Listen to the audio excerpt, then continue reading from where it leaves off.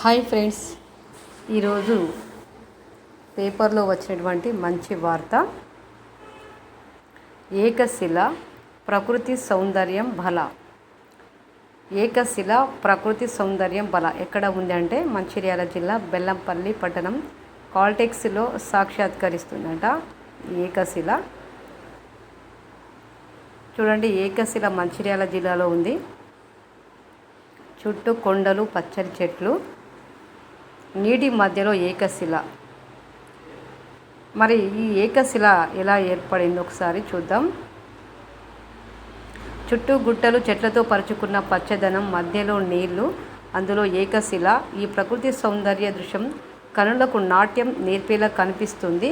ఈ చిత్రం మంచిర్యాల జిల్లా బెల్లంపల్లి పట్టణం కాల్టెక్స్లో సాక్షాత్కరిస్తుంది. కాల్టెక్స్లోని గొంతెమ్మ గుట్టను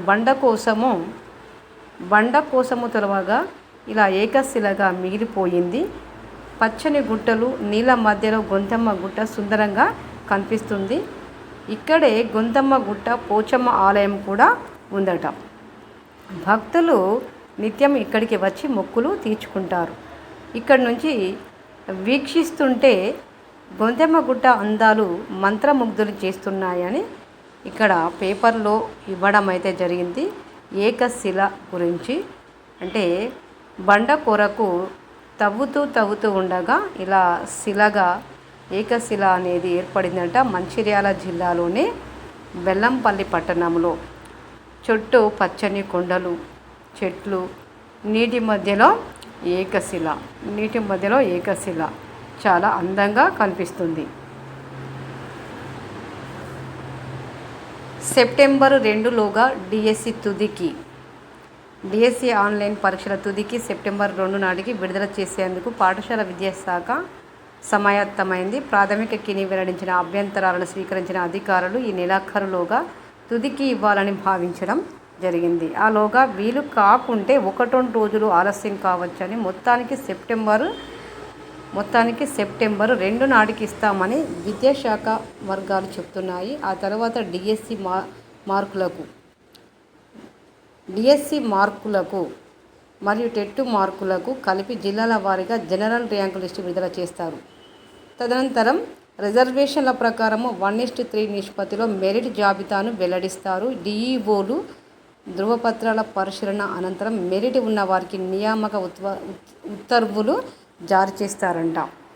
మొత్తానికి సెప్టెంబర్ 2లోగా డిఎస్సి తుదికి అనేది విడుదల చేస్తారు పాఠశాల విద్యాశాఖ. పథకాలకు ఒంటికాలే ఆలంబన, ఆత్మవిశ్వాసమే ఇరుసు. ఇక్కడ ఫోటోలో కనపడుతున్నటువంటి ఒక యువకుడు ఒక లక్ష్యాన్ని ఎంచుకున్నాడట. మరి ఆ లక్ష్యమే సైక్లింగ్ అన్నమాట. రోజు 50 కిలోమీటర్లు సైక్లింగ్ సాధన చేస్తున్నాడు ఈ యువకుడు. మరి ఈ యువకుడు హైదరాబాద్ నెక్లెస్ రోడ్లో ఒంటికాలుతో సైక్లింగ్ సాధన చేస్తున్న ఈ యువకుడి పేరు ఆర్యవర్ధన్. సరూర్ నగర్లో నివాసం. తండ్రి లేరు, తల్లి ప్రైవేటు పాఠశాలలో అకౌంటెంట్గా పనిచేస్తుందంట. మరి ఇతనికి 5 ఏళ్ల వయసులో ఆర్యవర్ధన్ ఆటోలో పాఠశాలకు వెళుతుండగా జరిగిన ప్రమాదంలో కుడి కాలును కోల్పోవడం అయితే జరిగిందట. 2 ఏళ్ల క్రితం డిగ్రీ పూర్తి చేసిన యువకుడు ఏదైనా సాధించాలన్న తపనతో సైక్లింగ్ వైపు మళ్ళారు. 2 సంవత్సరాలుగా ఆదిత్య మెహతా ఫౌండేషన్ ద్వారా బేగంపేటలో సైక్లింగ్లో శిక్షణ పొందుతున్నారు. ఈ ఏడాది ఫిబ్రవరిలో జరిగిన ఏషియన్ సైక్లింగ్ ఛాంపియన్ ట్రాక్లో 2 రజత పతకాలు సాధించడం జరిగింది. జూన్లో కజకిస్తాన్ ఏషియన్ సైక్లింగ్ రోడ్డు ఈవెంట్లో 16 కిలోమీటర్ల పోటీలో పాల్గొని అతడు త్రుటిలో కాంస్య పతకాన్ని కోల్పోవడం జరిగిందట. ఇలా నేను కోల్పోయాను కదా అనే ఉద్దేశంతో మరి 2028లో జరిగే పారాలింపిక్స్లో బంగారు పతకం సాధించడమే తన లక్ష్యమని అనుకున్నాడు. అందుకు రోజు 50 కిలోమీటర్లు సైక్లింగ్ సాధన చేస్తున్నాడు ఈ యువకుడు. ఎందుకంటే 16 కిలోమీటర్ల పోటీలో పాల్గొని త్రుటిలో కాంస్య పతకాన్ని కోల్పోయారు కాబట్టి నేను ఏదైనా ఒకటి సాధించాలనే ఉద్దేశంతో ఆ యువకుడు ప్రతిరోజు 50 కిలోమీటర్ల దూరము సైక్లింగ్ సాధన చేస్తున్నాడు. అంటే ఒక కాలు పోయినా కూడా నేను ఏదో ఒకటి సాధించాలనే ఉద్దేశం తనలో ఉన్నది కాబట్టి నేను సాధించి తీరాలి అనేది ఒక లక్ష్యంగా పెట్టుకున్నాడు. ఒక ఆత్మవిశ్వాసాన్ని అతడు బలంగా పెట్టుకున్నాడు కాబట్టి సైక్లింగ్ చేస్తున్నాడు. ఇతడు మరి 2028లో జరిగే పారాలింపిక్స్లో బంగారు పథకాన్ని సాధించాలనే ఉద్దేశంతో మరి అతడు ఆత్మవిశ్వాసంగా బలంగా ఉన్నాడు ఈ యువకుడు. తెలుగు రాష్ట్రాల నుంచి 4 జాతీయ ఉత్తమ ఉపాధ్యాయ అవార్డులు. 2 జిల్లాలకు ఖమ్మం, సిరిసిల్ల జాతీయ ఉత్తమ ఉపాధ్యాయ పురస్కారాలు 2024. ఆంధ్రప్రదేశ్, తెలంగాణ నుంచి 2 చొప్పున 4 అధ్యాపకులు ఎంపిక కావడం జరిగింది. కేంద్ర విద్యాశాఖ మంగళవారం ఈ అవార్డులను ప్రకటించింది. మరి దేశవ్యాప్తంగా మొత్తం 50 మంది ఎంపిక కాగా గురు పూజోత్సవం సందర్భంగా సెప్టెంబర్ 5న ఢిల్లీలో విజ్ఞాన్ భవన్లో వీరికి ఒక్కొక్కరికి ప్రశంసా పత్రము మరియు రజత పథకము మరియు ₹50,000 నగదును అందజేస్తారట. తెలంగాణ నుంచి తాడూరి సంపత్ కుమార్ అంటే సిరిసిల్ల రాజన్న జిల్లా దమ్మన్నపేట ఉన్నత పాఠశాల, పెసర ప్రభాకర్ రెడ్డి ఖమ్మం గ్రామీణ మండలం తిరుమలాయపాలెం ఉన్నత పాఠశాల. మరి వీరికైతే అవార్డులను ఎంపిక చేయడం అయితే జరిగిందట. ఇక్కడ చూడండి, మిషన్ 100 లక్ష్యంగా సంపత్ కుమారు మరి ఒక లక్ష్యంగా పెట్టుకోవడం జరిగింది. ఇతడు అనేక పురస్కారాలను కూడా మరి అందుకోవడం అయితే జరిగింది. ఇక పాఠాలకు జీవం పోస్తున్న ప్రభాకర్ రెడ్డి, ఇతడు ఖమ్మం జిల్లా వాసి, ఇతనికి కూడా ఉత్తమ ఉపాధ్యాయ అవార్డుకు ఎంపిక కావడం జరిగింది. 2008లో జిల్లా ఉత్తమ ఉపాధ్యాయుడిగా, 2018లో రాష్ట్ర ఉత్తమ ఉపాధ్యాయుడిగా అవార్డు అందుకున్న ఈయన టీ-షార్ట్ విద్యా నిపుణ దూరదర్శన్ వంటి కార్యక్రమాల్లో దాదాపు 49 పాఠాలు బోధించారట. టీ-షార్ట్ విద్యా నిపుణ దూరదర్శన్. ఇక్కడ చూడండి, ఊరికేనే ఉత్తమ ఉపాధ్యాయ అవార్డులు అనేవి రావు. వారు మంచి బోధనలు చేస్తేనే ఉత్తమ ఉపాధ్యాయ అవార్డులు అనేది మరి విద్యాశాఖ వారు ప్రకటించడం అయితే జరుగుతుంది. ఇక్కడ టీ-షార్ట్ విద్యా నిపుణ దూరదర్శన్ వంటి కార్యక్రమాల్లో దాదాపు 49 పాఠాలు బోధించారట ప్రభాకర్ రెడ్డి గారు. తెలంగాణ అకాడమీ ఆధ్వర్యంలో మరి పలు పాఠ్యపుస్తకాల రూపకల్పనలో భాగస్థులయ్యారు ప్రభాకర్ రెడ్డి గారు. జీవశాస్త్ర ఉపాధ్యాయుడిగా పనిచేసేవారట. ఇతనికి కూడా ఉత్తమ ఉపాధ్యాయ అవార్డుకు ఎంపిక కావడం జరిగింది. వీరిద్దరూ రాజన్న సిరిసిల్ల జిల్లా సంపత్ కుమార్కు మరియు ఖమ్మం జిల్లా ప్రభాకర్ రెడ్డి గారికి ఉత్తమ ఉపాధ్యాయ పురస్కారాలు 2024. మరి ఆంధ్రప్రదేశ్, తెలంగాణ నుంచి 2 చొప్పున 4 అధ్యాపకులు ఎంపిక కావడం జరిగింది. వీరిద్దరికి అయితే మరి అవార్డులు ఇస్తారు విద్యాశాఖ వారు.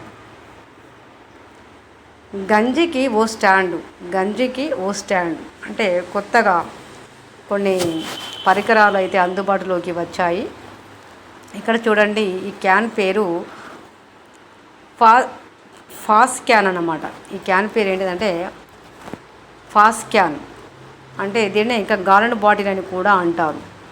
ఎందుకంటే మన ఇళ్ళల్లో చాలా వరకు మరి ఈ బాటిల్ని ఎక్కువగా ఉపయోగిస్తున్నారు. వాటర్కి ఈ బాటిల్ని ఎక్కువగా ఉపయోగిస్తున్నారు. మరి రోజు నీటితో ఉంటుంది కాబట్టి, రోజు ఇందులో నీరు అనేది ఉంటుంది కాబట్టి ఇందులో పాచి రావడం అనేది తప్పకుండా పాచి అనేది ఉంటుంది. మరి దీన్ని క్లీన్ చేయడం ఎలా అంటే ఒక మంచి బ్రష్ అందుబాటులోకి వచ్చింది. మంచి పొడవాటి బ్రష్ అనేది అందుబాటులోకి రావడం జరిగింది. ఈ క్యాన్ ఎలా శుభ్రం చేస్తారు అని అంటే, ఇక్కడ పొడవాటి హ్యాండిల్ క్యాన్ శుభ్రం చేయడానికి బ్రష్ అన్నమాట. ఇదంతా బ్రషే. ఇక్కడ ఉన్నటువంటి భాగము ఏ వైపున పెట్టి శుభ్రం చేయాలో ఆ వైపున మనం ఎటు వంచితే అలా వంగుతుందన్నమాట. ఆ విధంగా క్లీన్ చేసుకోవచ్చు దీన్ని. ఇక్కడ చూడండి, ఇంట్లో స్టీలు, రాగి, ఇత్తడి లాంటి బిందెలు ఉన్న రకరకాల అవసరాల రీత్యా ఫాస్ట్ క్యాన్ లేదా గాలన్ బాటిల్ అని పిలిచే ప్లాస్టిక్ డబ్బాను వాడేవారు అధికమే. కానీ సన్నని ముఖం ద్వారా ఉండే ఈ క్యాన్ శుభ్రపరచడం మాత్రం అంత తేలిక కాదు కదా. ఇక్కడ చాలా సన్నగా ఉంటుంది కదా. ఇక్కడ మనం శుభ్రపరచుకోవాలంటే చాలా కష్టం కాబట్టి మరి ఇలాంటి బ్రష్ అనేది మరి కొత్త పరికరము ఇవ్వడం జరిగింది. ఈ బ్రష్ తోటే మీ క్యానును మాత్రము శుభ్రం చేయడానికి వీలుంటుంది. ఇక్కడ చూడండి, సన్నని ముఖం ద్వారా ఉండే ఈ క్యాన్ను శుభ్రపరచడం మాత్రము అంత తేలిక కాదు. ఇక అందులో నీళ్ళు ఎక్కువ రోజులు నిల్వ ఉంటే పాచి మాత్రం ఖాయం. అలాంటప్పుడు ఉప్పు, ఇసుక లాంటి గరుకుగా ఉండేవి వేసి శుభ్రపరిచే వాళ్ళు కొందరు ఉంటారు.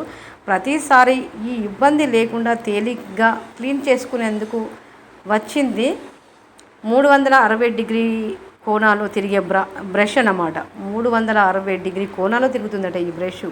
360 డిగ్రీ కోణాలు తిరిగే బ్రష్ ఇది. క్యాన్ అన్ని వంపులోకి చేరుకుంటుంది. దానికి ఉండే పొడవాటి హ్యాండిల్ క్యాన్ అడుగు భాగాన్ని శుభ్రపరుస్తుంది. ఎలాంటి శ్రమ లేకుండా ఎప్పుడు కావాలంటే అప్పుడు ఈ క్యాన్ను కడిగేయవచ్చు. చూడండి, 360 డిగ్రీల కోణంలో ఉంటుంది ఈ బ్రష్ అన్నమాట. మరి ఏ వైపున పడితే ఆ వైపున తిప్పుకుంటూ శుభ్రం చేయొచ్చు అన్నమాట. ఇక్కడ చూడండి, క్లీన్ బాటమ్ అని ఉంది. బాటమ్ అడుగు భాగంలో క్లీన్ చేసుకోవచ్చు. క్లీన్ టాప్ అని ఉంది. మరి ఇక్కడ పైన కూడా ఈ బ్రష్తో క్లీన్ చేసుకోవచ్చు. మరియు ఇక క్లీన్ సైడ్, ఇక్కడ చూడండి, క్లీన్ సైడ్ అంటే ఈ బాటిల్ ప్రక్కన క్లీన్ చేసుకోవడానికి చాలా అనుకూలంగా ఉండేటువంటి ఈ బ్రష్ అన్నమాట. క్లీన్ నెక్ అంటే ఇక్కడ నెక్ దగ్గర కూడా పాచి ఉంటుంది కదా, దీంతో కూడా క్లీన్ చేసుకోవచ్చు అనేది మరి కొత్తగా పరికరం వచ్చిందట. ఇది వాడితే బాగానే ఉంటుంది, క్లీన్గా ఉంటుంది, నీరు కూడా శుభ్రంగా ఉంటుంది. స్మార్ట్ కిచెన్లో వాడేటువంటి వాటర్ బాటిల్కు శుభ్రపరిచేటువంటి ఒక బ్రష్ వచ్చిందన్నమాట. మీ వంట గదిలో శ్రమ లేకుండా వేగంగా పని పూర్తవ్వాలా? అయితే ఈ పరికరాలు ఉపయోగపడతాయి, ఓసారి చేసేయండి. ఇక చూడండి, చేతులు బొబ్బలెక్కకుండా అన్నం, పప్పు దినుసులు, నూడిల్స్ లాంటివి ఉడకబెట్టినప్పుడు అందులోని నీటిని వార్చాల్సి ఉంటుంది కదా. అలాంటప్పుడు వేడివేడిగా ఉన్న ఆ గిన్నెను అట్టే చేతితో పట్టుకొని వంచడం కాస్త కష్టమే కదా. మరి చాలా కష్టంగా ఉంటుంది కదా. కాబట్టి ఒక్కోసారి ఏమవుతుందంటే ఆ వేడి నీళ్ళు చేతుల మీద పడి బొబ్బలు ఎక్కేస్తాయి. ఆ వేడి నీళ్ళు ఏమవుతుంది, చేతి మీద పడి బొబ్బలు ఎక్కేస్తాయి కూడా. మరి ఆ ఇబ్బంది లేకుండా చేసేదే ఈ స్టెయిన్లెస్ స్టీల్ డ్రైనర్ స్టాండ్. అంటే అలాంటి ఇబ్బందులు జరగకుండా స్టెయిన్లెస్ స్టీల్ డ్రైనర్ స్టాండ్ అనేది వచ్చేసింది. అంటే కొత్త పరికరం అన్నమాట స్టెయిన్లెస్ స్టీల్ డ్రైనర్ స్టాండ్ అనేది. దీన్ని కనుక తీసుకున్నట్లయితే మనం ఆ గంజి వార్చడానికి ఇబ్బంది పడకుండా ఉంటాం. కాబట్టి ఏం చక్కగా ఈ గిన్నెను ఈ స్టాండ్కు అమర్చి, ఇక్కడ మూత ఉంటుంది, ఈ స్టాండే దాన్ని బిగ్గరగా పట్టేస్తుంది. బిగ్గర పడినప్పుడు ఆ సింకులో ఆ గంజి అనేది పడిపోతుంది. కావాలనుకుంటే దీని కింద గంజి కావాలనుకునే వాళ్ళు మరి దీని కింద ఒక ప్లేట్ పెట్టి కూడా ఆ గంజిని ఉపయోగించుకోవచ్చట. మరి ఈ స్టెయిన్లెస్ డ్రైనర్ స్టాండు మరి అందుబాటులోకి ఉంది. దీనికి వంటగదిలో చాలా ఉపయోగకరంగా ఉంటుంది స్త్రీలకు మాత్రము. గిన్నె మీద మూత పెట్టి దాన్ని ఈ స్టాండ్ మీద ఉంచినట్లయితే చాలు, నీరు దానంతటా అదే బయటకు వెళ్ళిపోతుంది. ఒకవేళ వంచిన ఆ నీటిని మనం ఉపయోగించుకోవాలంటే ఆ అడుగున ఓ ప్లేటు పెట్టేస్తే సరి. అంతే కదా. మనకు కావాలనుకుంటే దాన్ని ఏం చేయాలి, దాని అడుగు భాగాన ఒక ప్లేటు పెట్టేస్తే ఆ గంజిని వాడుకోవచ్చు. ఓకే ఫ్రెండ్స్, నచ్చినట్లయితే లైక్ చేయండి, షేర్ చేయండి, సబ్స్క్రైబ్ చేయండి. Okay, bye.